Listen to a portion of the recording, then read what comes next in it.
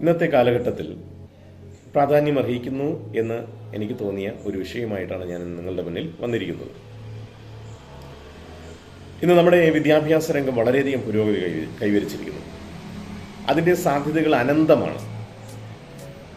മുൻപ് നമ്മുടെ കുട്ടികൾക്ക് കിട്ടിയിരുന്നതിനേക്കാൾ വളരെ മികച്ച സൗകര്യങ്ങൾ, വളരെ മികച്ച പഠനാന്തരീക്ഷങ്ങൾ ഇന്ന് ലഭ്യമാണ്. നമ്മുടെ വിദ്യാർത്ഥികൾ ലോകത്തിൻ്റെ എല്ലാ കോണുകളിലും ഇന്ന് വിദ്യാഭ്യാസ രംഗത്ത് ഉണ്ട്. എല്ലാ കോണ്ടിനെന്റുകളിലും നമ്മുടെ വിദ്യാർത്ഥികൾ ഇന്ന് വിദ്യാഭ്യാസം ചെയ്യുന്നുണ്ട്. അപ്പോൾ അതിനെല്ലാം ഓൺലൈൻ മാധ്യമങ്ങൾ ഒരുപാട് സഹായം ആണ്.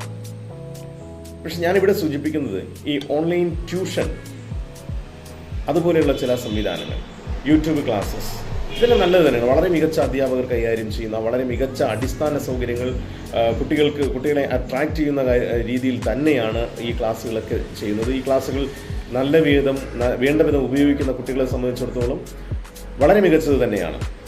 അവർക്ക് അവരുടെ മാർക്ക് നല്ല രീതിയിൽ വാങ്ങുന്നതിന് അവർക്ക് സഹായകമാകുന്ന നല്ല പ്ലാറ്റ്ഫോമുകൾ തന്നെയാണ്. പക്ഷേ ഇവിടെ ഒരു ചെറിയ വിഭാഗം കുട്ടികൾ മാത്രമാണ് അതിൻ്റെ നല്ല സാധ്യതകളെ ഉപയോഗപ്പെടുത്തുന്നതെന്ന് നമ്മൾ മനസ്സിലാക്കണം. പ്രത്യേകിച്ച് ഗ്രാമപ്രദേശങ്ങളിലെ ഓൺലൈൻ മീഡിയകളെക്കുറിച്ചും മൊബൈൽ ഫോണിൻ്റെ ഉപയോഗങ്ങളെക്കുറിച്ചും ഒന്നും അധികം അറിയാത്ത സാധാരണക്കാരായ രക്ഷകർത്താക്കൾ, ആ രക്ഷകർത്താക്കൾ പലപ്പോഴും കുട്ടികളുടെ വാശിക്ക് വഴങ്ങി മൊബൈൽ ഫോൺ വാങ്ങിക്കൊടുക്കുകയും അതുപോലെ തന്നെ ഏതെങ്കിലും ഒരു ഓൺലൈൻ ക്ലാസ് അവർക്ക് സബ്സ്ക്രൈബ് ചെയ്ത് കൊടുക്കുകയും ചെയ്യുന്നു, ഫീസ് അടച്ച് സബ്സ്ക്രൈബ് ചെയ്ത് കൊടുക്കുകയും ചെയ്യുന്നു. അപ്പോൾ ഇവര് പാരൻസ് വിചാരിക്കുന്നത് ഈ കുട്ടികൾ നല്ല രീതിയിൽ ഈ ക്ലാസ്സുകൾ അറ്റൻഡ് ചെയ്ത് അവർക്ക് നല്ലത് അതാണ് എന്ന് പറയുമ്പോൾ പാരൻസ് സമ്മതിച്ചു കൊടുക്കുന്നു. പലപ്പോഴും അതിൽ വിരലിലുണ്ടാവുന്ന കുട്ടികൾ മാത്രമാണ് അതിൻ്റെ നല്ല സാധ്യതകളെ ഉപയോഗപ്പെടുത്തുന്നത്. പലപ്പോഴും മറ്റു കുട്ടികൾ ഇതിൻ്റെ ചതിക്കുഴികളിൽ ചെന്ന് പെട്ടുപോകാറുണ്ട്. ചതിക്കുഴികളിൽ ചെന്ന് പെട്ടുപോകുക എന്ന് പറഞ്ഞു കഴിഞ്ഞാൽ ഇതിൻ്റെ ഓൺലൈൻ ക്ലാസ് കാണാൻ വേണ്ടിയിട്ട് ഉപയോഗിക്കുന്ന ഈ ഒരു ഡിവൈസ് അവർ പിന്നീട് മറ്റു പല ആവശ്യങ്ങൾക്ക് വേണ്ടിയിട്ട് ഉപയോഗിക്കുന്നു. ഓൺലൈൻ ക്ലാസ്സൊക്കെ പിന്നീട് എനിക്ക് തന്നെ നേരിട്ട് അറിയാവുന്ന ഒരുപാട് ഉദാഹരണങ്ങളുണ്ട്. പലപ്പോഴും പിന്നീട് ഓൺലൈൻ ക്ലാസ് ഒന്നും അവർ കാണാറില്ല. പിന്നെ സോഷ്യൽ മീഡിയ പ്ലാറ്റ്ഫോമുകൾ ഒരുപാടുണ്ട്.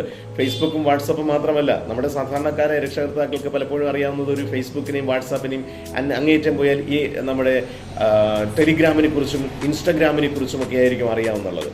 എന്നാൽ അതിനേക്കാൾ ഉപരിയായി മറ്റ് ഒരുപാട് സോഷ്യൽ മീഡിയ പ്ലാറ്റ്ഫോമുകൾ ഉണ്ട്. അപ്പോൾ ഇതിലൂടെയൊക്കെ നമ്മുടെ കുട്ടികൾ ഒരുപാട് ചതിക്കുഴികളിൽ ചെന്നപ്പെടുന്നുണ്ട്. ഇതിൽ പലപ്പോഴും പല കുട്ടികളെ അതിൽ നിന്ന് നമുക്ക് രക്ഷപ്പെടുത്തിയെടുക്കാൻ കഴിയാത്ത വിധം ചില കുട്ടികൾ അതിൽ വീണു പോകാറുണ്ട്. സാധാരണക്കാരായ പാവപ്പെട്ട രക്ഷകർത്താക്കളുടെ കുഞ്ഞുങ്ങൾ, അവർ വളരെ പ്രതീക്ഷയോടുകൂടി വളർത്തുന്ന കുട്ടികൾ, അവരുടെ പ്രതീക്ഷ മൊത്തം അവരിലാണ്. അപ്പോൾ അങ്ങനെയുള്ള ഒരുപാട് കുട്ടികൾ ഇത്തരത്തിലുള്ള ചതിക്കുഴികളിൽ ചെന്ന് വീഴുന്നുണ്ട്.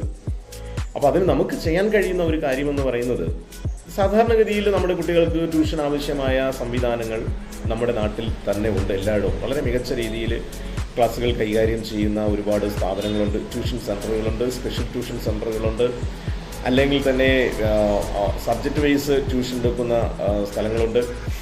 അങ്ങനെ ഒരുപാട് കാര്യങ്ങൾ, ഒരുപാട് മാധ്യമങ്ങൾ നമുക്ക് നമ്മുടെ കുട്ടികൾക്കായിട്ട് കൊടുക്കാൻ സാധിക്കും. അതിനകത്ത് കുറേ കൂടെയുള്ള ഗുണങ്ങളെന്ന് പറയുന്നത്, നേരിട്ട് ഓഫ്ലൈനായിട്ട് കുട്ടികൾ പഠിക്കുന്നു എന്നുള്ളതും അതുപോലെ തന്നെ അവിടെ ഒരു അസസ്മെൻറ്റ് നടക്കുന്നു എന്നുള്ളത് ഒക്കെ കുട്ടിക്ക് ഏറ്റവും ബെനിഫിറ്റ് ആയിരിക്കും.